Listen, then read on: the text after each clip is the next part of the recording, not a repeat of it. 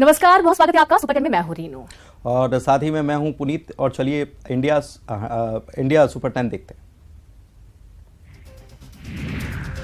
गुजरात के पोरबंदर शहर में अंधश्रद्धा के चलते एक मासूम से हैवानियत का मामला सामने आया। 2 महीने की बच्ची को खांसी होने पर एक नीम हकीम ने उसे गर्म लोहे की रॉड से दाग दिया। बच्ची की हालत बिगड़ने पर पिता उसे अस्पताल ले गए, तब मामले का खुलासा हुआ। पुलिस ने बच्चे को दागने वाले आरोपी को अरेस्ट कर लिया। पिता की शिकायत पर बच्चे की मां के खिलाफ भी मामला दर्ज किया गया। दिल्ली में मेयर चुनाव की नई तारीख का ऐलान कर दिया गया। 16 फरवरी को चुनाव होंगे। इसके लिए एलजी विनय कुमार सक्सेना ने मंजूरी दे दी है। दिल्ली सरकार ने एलजी को 16 फरवरी को सदन का सत्र आयोजित करने का प्रस्ताव भेजा था, जिसे एलजी ने स्वीकार कर लिया। दिल्ली के महरौली इलाके में डीडीए का तीसरे दिन रविवार को भी अवैध निर्माण के खिलाफ विध्वंस अभियान जारी रहा। इसके साथ ही तोड़फोड़ का स्थानीय लोग विरोध प्रदर्शन कर रहे हैं। पुलिस पर प्रदर्शन कर रहे लोगों पर लाठीचार्ज करने का आरोप लगा, लेकिन पुलिस ने इससे इनकार कर दिया। जमीयत उलमा हिंद के अधिवेशन के आखिरी दिन मौलाना अरशद मदनी के बयान पर जबरदस्त बवाल हो गया। मौलाना मदनी के बयान का जैन मुनी लोकेश ने विरोध किया।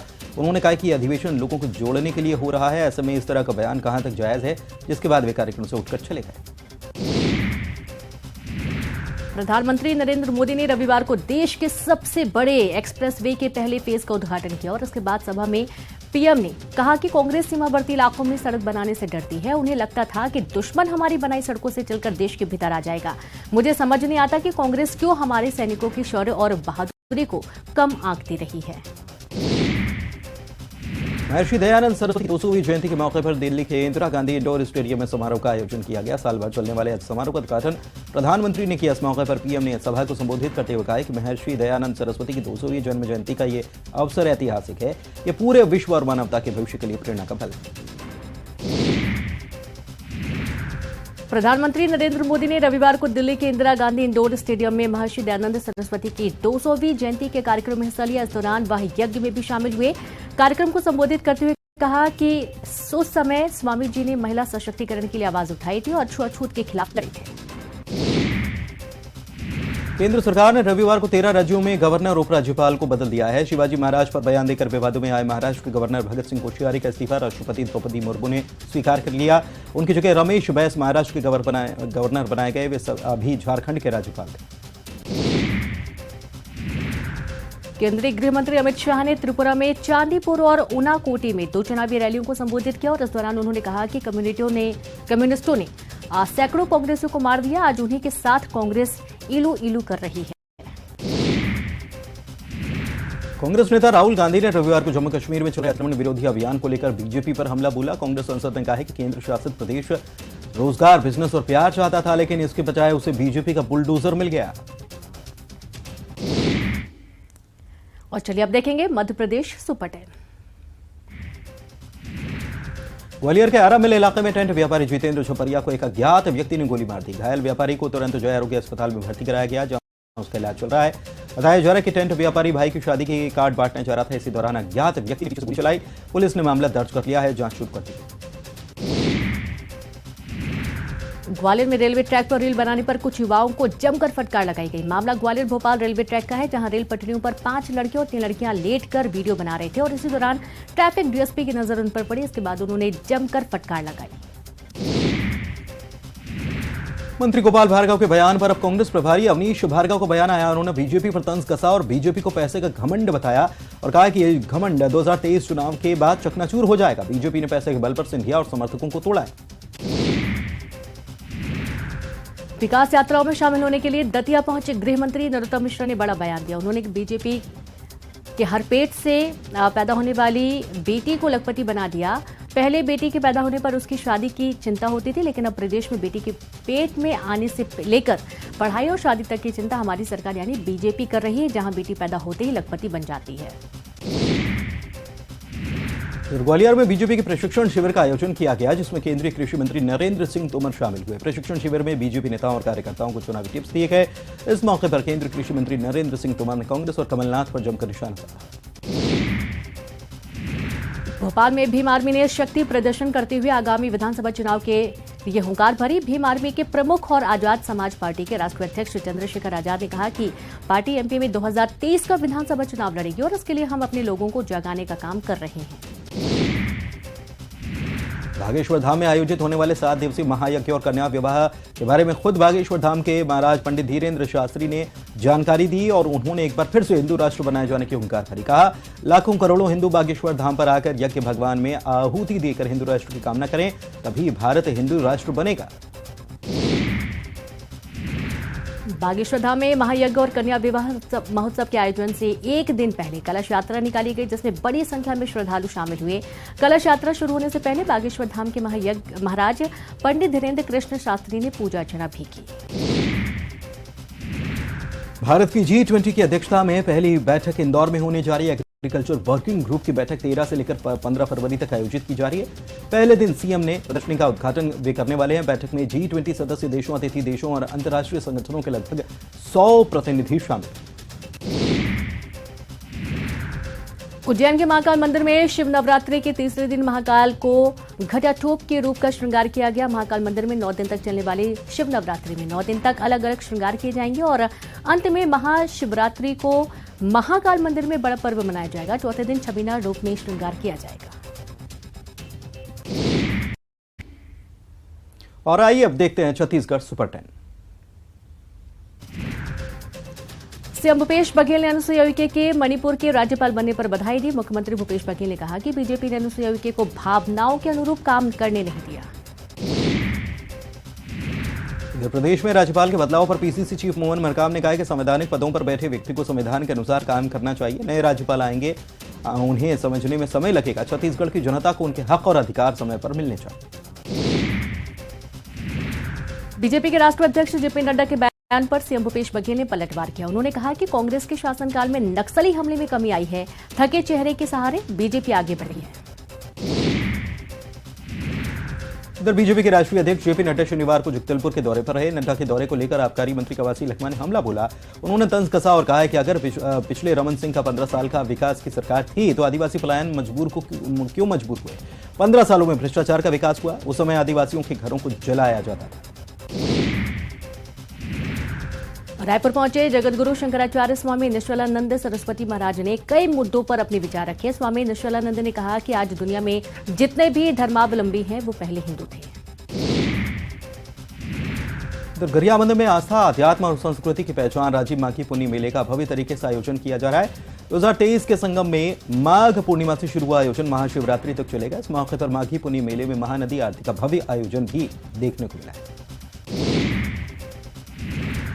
कभी नक्सलियों का गढ़ रहे बीजापुर जिले में पहली बार सीजीपीएससी परीक्षा के लिए सेंटर दिए गए थे, जिसको लेकर परीक्षार्थियों में खासा उत्साह दिखा। परीक्षा देने के बाद परीक्षार्थी इस बात को लेकर खुश थे कि उन्हें पहली बार अपने जिले में परीक्षा देने का मौका मिला। जशपुर के पत्थल गांव में एक पति ने पत्नी का झाड़ फूंक से सही इलाज न करने वाले बैका की हत्या कर दी। बैका ने इलाज के लिए शराब, मुर्गा और पैसे लेकर आरोपी की पत्नी को झाड़ फूंक से ठीक करने का आश्वासन दिया था। पुलिस ने आरोपी सुखीराम एक्का को गिरफ्तार कर लिया। कोरबा मेडिकल कॉलेज जिला अस्पताल में पदस्थ नर्सों की सांकेतिक हड़ताल दूसरे दिन भी जारी रही। वेतन बढ़ोतरी और स्टाफ की कमी को दूर करने की मांग को लेकर नर्सेज हड़ताल पर है। नर्सों का कहना है कि 2 दिनों के सांकेतिक प्रदर्शन के बाद भी मांगे नहीं मानी गई तो वे 15 फरवरी से सामूहिक अवकाश पर चली जाएंगी।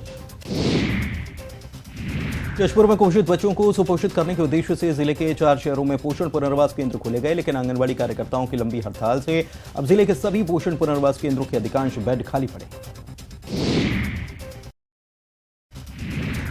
मनेंद्रगढ़ में पिछले कई दिनों से बाघ का आतंक देखने को मिल रहा है। यहां बीते 5 दिनों में बाघ ने पाराडोल और परसगढ़ी में एक शख्स के साथ 4 मवेशियों को अपना शिकार बना चुका है। लोगों के बीच बाघ को लेकर काफी दहशत है।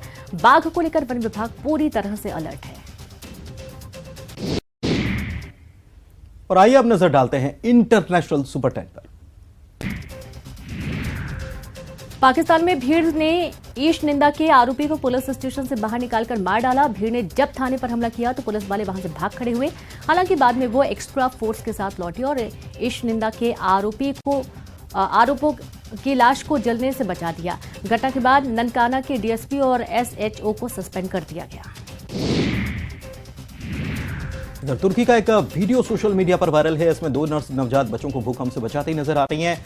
6 फरवरी को तुर्की में 3 बड़े भूकंप आए थे। इससे तुर्की के 10 शहरों समेत सीरिया में भी तबाही मची। अब तक 35,000 से ज्यादा लोगों की मौत हो चुकी है। 80,000 से भी ज्यादा लोग जख्मी।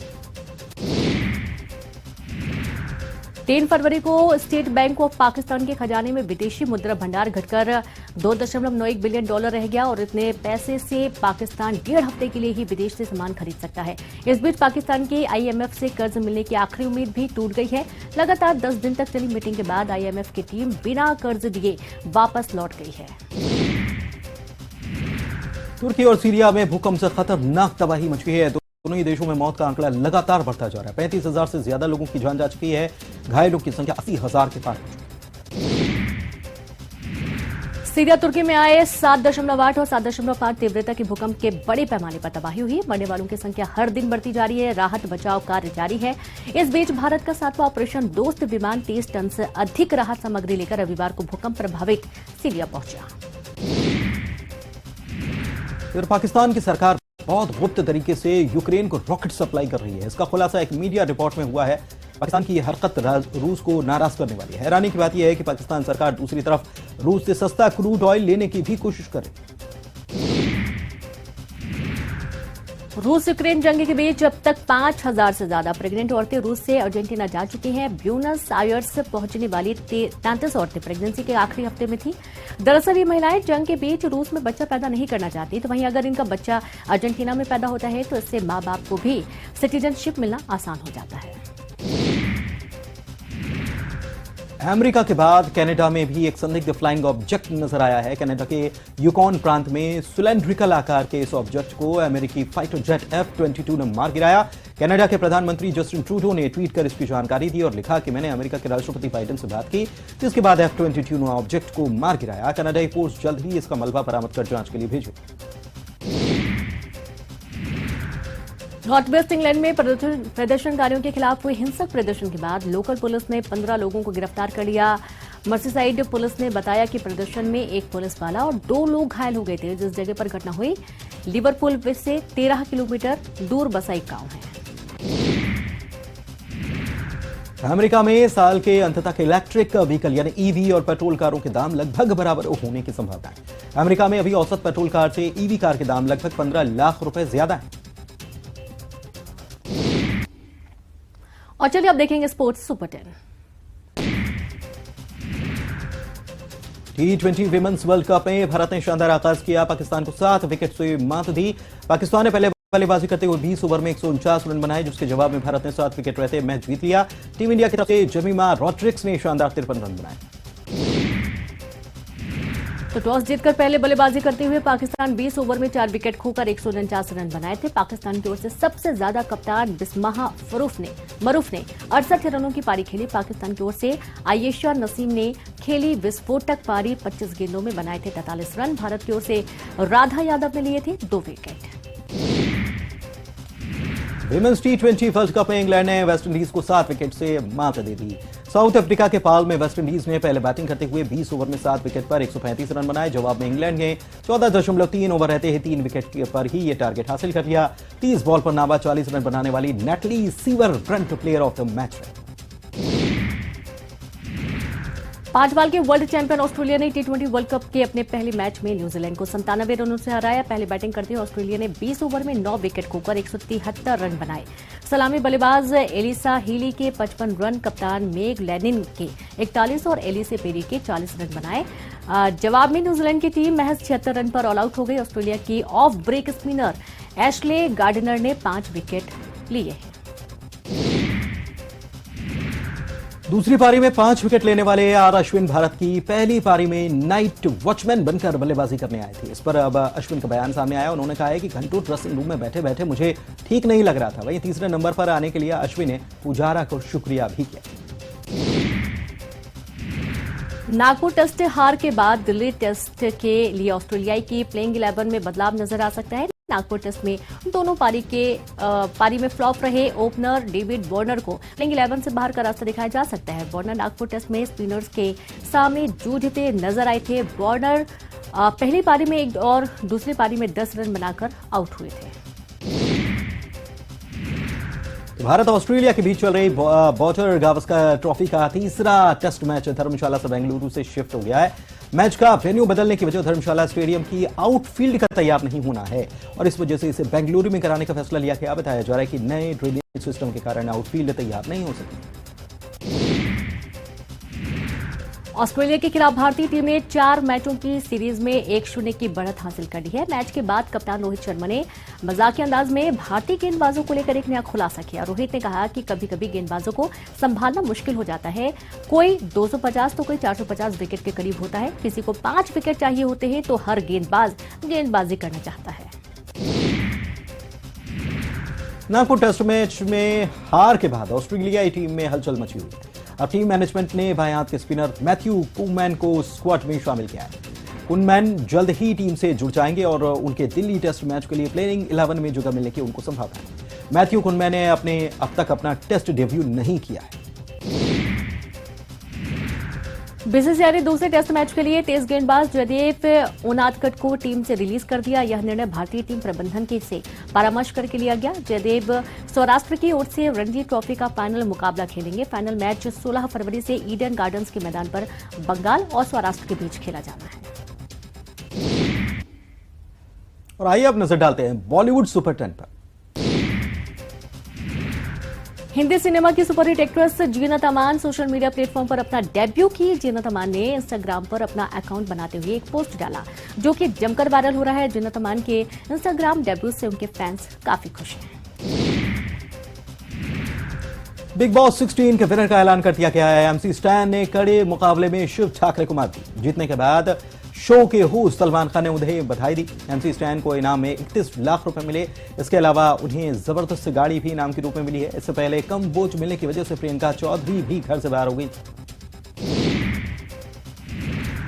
राखी सावंत के पति आदिल खान दुर्रानी की मुसीबतें खत्म होने का नाम नहीं ले रही हैं। आदिल के खिलाफ एक ईरानी महिला ने रेप का केस दर्ज कराया। महिला का आरोप है कि आदिल ने उसे शादी का झांसा देकर 5 महीने तक रेप किया। महिला की शिकायत पर आदिल के खिलाफ कई धाराओं में मामला दर्ज किया गया।